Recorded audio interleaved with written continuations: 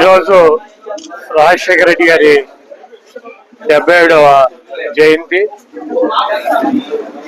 ఆయన ఈ రాష్ట్రానికి 5 సంవత్సరాలు ముఖ్యమంత్రిగా పనిచేసినప్పటికీ ప్రజల గుండెల్లో చిరస్థాయిగా నిలిచిపోయినటువంటి నాయకుడు వైఎస్ రాజశేఖర రెడ్డి గారు. ఆయన 5 సంవత్సరాలు కాలపరిమితి ముఖ్యమంత్రిగా చాలా తక్కువ కాలం అయినప్పటికీ అనేక మంది పేద పిల్లలకి కులమతాలతో సంబంధం లేకుండా ఫీజు రియంబర్స్మెంట్ ఇచ్చి పిల్లల చదువులకి ఒక తండ్రి స్థానంలో నిలబడినటువంటి వ్యక్తి రాజశేఖర రెడ్డి గారు. అలాగే ఈ రాష్ట్రంలో ఉన్నటువంటి అనేక మంది పేదలకి అనేక ఆరోగ్య సమస్యలతో సతమతమయ్యి డబ్బు లేక ఆరోగ్యాన్ని బాగు చేయించుకోలేక మరణించేటువంటి అనేక కుటుంబాలకి తండ్రి పాత్రలో ఆ దైవం రూపంలో ఆరోగ్యశ్రీ తీసుకొచ్చి మరి కార్పొరేట్ హాస్పిటల్లో సేవలు అందించినటువంటి మహానుభావుడు రాజశేఖర రెడ్డి గారు. అదేవిధంగా అనేక రకాలైనటువంటి అకస్మాత్తుగా వచ్చేటువంటి సమస్యలు యాక్సిడెంట్లో 108ను ప్రవేశపెట్టి తక్షణమే 10-15 నిమిషాల్లో పేషెంట్ ని హాస్పిటల్కి చేర్చినటువంటి మహానుభావుడు రాజశేఖర రెడ్డి గారు. ఎన్టీఆర్ పెట్టినటువంటి కిలో ₹2 బియ్యాన్ని మరి తర్వాత పాలకులు దుర్మార్గంగా తీసివేస్తే మరి రాజశేఖర రెడ్డి గారు ఆ పథకాన్ని కూడా ప్రవేశపెట్టి పేదల యొక్క గుండెల్లో చిరస్థాయిగా మిగిలిపోయినటువంటి నాయకుడు రాజశేఖర రెడ్డి గారు. గుడివాడ నియోజకవర్గానికి రాజశేఖర రెడ్డి గారు ఎప్పుడో బ్రిటిష్ వాళ్ళు తవ్వినటువంటి చెరువు 47 ఎకరాలు మంచినీళ్ళ చెరువు ఉంటే 106 ఎకరాల చెరువుని ఎక్వైర్ చేసి కొత్త చెరువు మంచినీళ్ళ సౌకర్యాన్ని గుడివాడ పట్టణానికి కల్పించినటువంటి అపర భగీరథుడు రాజశేఖర రెడ్డి గారు.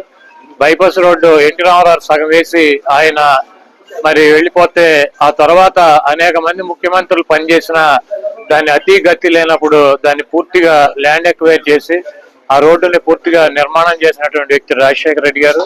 పేదలకు ఇళ్లు కావాలంటే ఇక్కడ ఉన్నటువంటి బావాజీ మఠం కావచ్చు, లేకపోతే కాళహస్తి కాలనీ అభివృద్ధి కావచ్చు, లేకపోతే ఇప్పుడు ఉన్నటువంటి టిట్కో ఇళ్లకు ఉన్నటువంటి 77 ఎకరాల ల్యాండ్ ని ఎక్వైర్ చేయటం కావచ్చు, అనేక రకాలైనటువంటి మున్సిపల్ ఆఫీసు, అనేక రకాలైనటువంటి గుడివాడ పట్టణంలో ఉన్నటువంటి పేదలకు ఇళ్ల స్థలాలు కావచ్చు, లేకపోతే మంచినీళ్ళ అవసరాలు కావచ్చు, లేకపోతే అనేక మౌలిక సదుపాయాలు కల్పించినటువంటి గొప్ప వ్యక్తి రాజశేఖర రెడ్డి గారు. ఈ రోజు ఆయన పుట్టినరోజు సందర్భంగా ఆయన్ని తలుచుకోవాల్సినటువంటి అవసరం ప్రతి ఒక్కరికి ఉందని చెప్పి భావిస్తూ ఘనంగా ఆయనకి జయంతి ఉత్సవాలు నిర్వహిస్తున్నాం రాష్ట్ర వ్యాప్తంగా వైఎస్ఆర్ కాంగ్రెస్ పార్టీ శ్రేణులు. అదేవిధంగా గుడివాడలో కూడా ఆయనకి పూలమాలేసి నివాళులు అర్పించి ఆయన పుట్టినరోజు సందర్భంగా కేక్ కట్ చేసి ఆయన ఘన నివాళులు అర్పించడం జరిగింది. ఈరోజు ఈ రాష్ట్రంలో ఎవరన్నా ప్రశ్నించినప్పటికీ లేకపోతే ప్రభుత్వం మీద ఏమైనా విమర్శలు చేసినప్పటికీ ఏయో ఒక కొత్త చట్టాలన్నీ తీసుకొచ్చి జైల్లో బంధించి ప్రజల యొక్క నోరు నొక్కేయాలన్నటువంటి ప్రయత్నంలో ఈ కూటమి ప్రభుత్వం ఉంది. మీరు కనుక గమనించినట్లయితే ప్రశ్న రావణ్ణి కొత్తగా ఉప్మా చట్టం ఇడ్లీ చట్టం ఒకటి తీసుకొచ్చి అరెస్ట్ చేసి జైలుకి పంపించడం జరిగింది. అతను మాట్లాడినటువంటి వ్యాఖ్యలు ఇప్పుడేం కొత్తగా మాట్లాడినటువంటి వ్యాఖ్యలు కాదు. ఎందుకంటే ఈ రాష్ట్రంలో ముఖ్యమంత్రులుగా ఉప ముఖ్యమంత్రులుగా అనేక రకాలైనటువంటి పదవుల్లో ఉన్నటువంటి వ్యక్తులే అంతకన్నా ఇంకా భయంకరమైనటువంటి భాషలో మాట్లాడినటువంటి పరిస్థితి ఉంది. అతను ఒక సంవత్సరం కాలం నుంచి కూడా పవన్ కళ్యాణ్ ని ముఖ్యంగా ఎక్కువ అతని గురించి మాట్లాడతాం, అతని మీద పోస్టులు పెడతాం, ఇవన్నీ జరుగుతున్నాయి. కాబట్టి ఒక కక్ష కట్టినటువంటి వాతావరణంలో మరి పవన్ కళ్యాణ్ పార్టీ సంబంధించినటువంటి పార్టీ జనసేన కేసులు పెడతాం, అతన్ని పోలీస్ స్టేషన్లకు 4 స్టేషన్లకు తిప్పటం, అక్కడ జనసేన శ్రేణులు దాడికి వెళ్ళటం, అయినా కూడా మరి మేజిస్ట్రేట్లు బెయిల్ ఇవ్వటం వలన కొత్తగా ఉప్మా చట్టం అని ఒకటి తీసుకొచ్చి అతను జైలుకి పంపించడం జరిగింది. అదేమంటే రావణ్ అనే అతను వైసీపీకి సంబంధించినటువంటి వ్యక్తి మా పార్టీకి మేము డబ్బులు ఇచ్చి పనిచేస్తున్నాం అని చెప్తున్నారు. మీరు కనుక ఈ మొత్తం ఈ జరిగినటువంటి సంఘటన కనుక మనం పరిశీలించినట్లయితే తెలుగుదేశం పార్టీ వాళ్ళు ఎక్కడ కేసులు పెట్టాలి అతని మీద. తెలుగుదేశం పార్టీ వాళ్ళు ఎక్కడ కూడా పోలీస్ స్టేషన్కి వెళ్ళి దాడులు చేయలే. తెలుగుదేశం పార్టీ ఎక్కడ కూడా అతని గురించి కానీ అతను సోషల్ మీడియాలో కానీ రావణ్ చెడ్డవాడనో లేకపోతే అతని గురించి ఎక్కడ కూడా విమర్శలు చేయట్లా. ఎవరయ్యే చేసేదంటే తెలుగుదేశం పార్టీకి సంబంధించినటువంటి పేటిఎం బ్యాచ్ మీడియా, ఏది ఏబిఎన్, TV5, మహా న్యూస్, అదేవిధంగా యూట్యూబ్ ఛానల్స్ కొన్ని ఉన్నాయి తెలుగుదేశం పార్టీకి, అవి చేస్తున్నాయి. ఎందుకంటే మరి బిఆర్ నాయుడు గారిని బ్రోకర్ గార్డ్ అని చెప్తాడు ప్రశ్న రావణ్. అదేవిధంగా ఏబిఎన్ రాధాకృష్ణని అమరాబూతులు తిడతాడు, ఒకరిని బ్రోకర్ అని, ఒకడు లోఫర్ అని. ఆ పౌడర్ డబ్బా మన మహా న్యూస్ అయితే కనుక శాంతం ముఠాకోర్ అని చెప్పి రకరకాలుగా వాళ్ళని విమర్శిస్తాడు.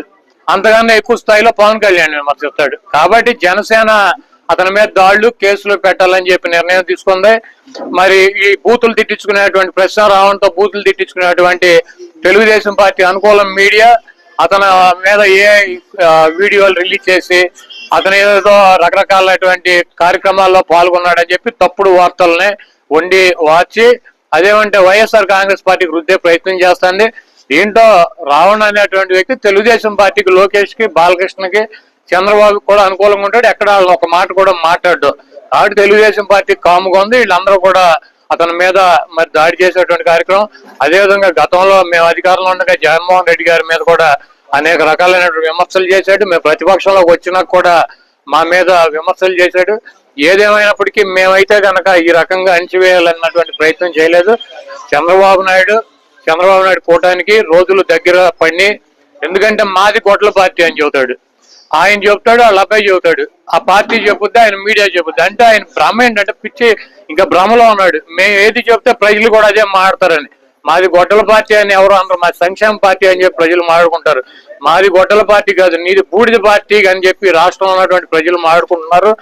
ఈ రోజు తెలుగుదేశం పార్టీ అంటే అతనికి వ్యతిరేకంగా ఉన్నటువంటి వ్యక్తుల్ని పోలీస్ స్టేషన్లకు తీసుకెళ్లి తగలెట్టి బూడిచ్చేసేటువంటి పార్టీ తెలుగుదేశం పార్టీ. అంటే బూడిద పార్టీ, ఇది బూడిద ప్రభుత్వం అని చెప్పి మాట్లాడుకుంటున్నారు. మీకు రాబోయే రోజుల్లో మీ పార్టీకి మీకు ఆ బూడిదే మిగులుతుందని చెప్పి తెలియజేస్తున్నాం.